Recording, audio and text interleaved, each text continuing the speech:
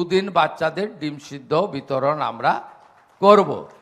আশা করি সমালোচকরা আজকে একটু শান্তিতে থাকবেন। একজনও রাঁধুনি মা দিদি বোন কর্মচ্যুত হবেন না। ইসকন তার রান্নার প্রক্রিয়াতে, বিতরণের প্রক্রিয়াতে তাদেরকে যুক্ত করবে। আমরা আগস্ট মাস থেকে তাদেরকে 1000 টাকা বাড়িয়ে 3000 টাকা করে দিয়েছি।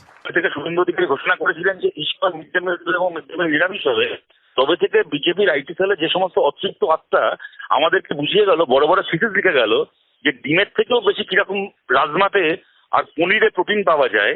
রাজমা, সয়াবিন আর প্রোটিন খেলে কিরকম ডিমের থেকে বেশি ভালোভাবে ডিম খাওয়ার থেকে বেশি ভালোভাবে বেড়ে উঠবে বাচ্চারা।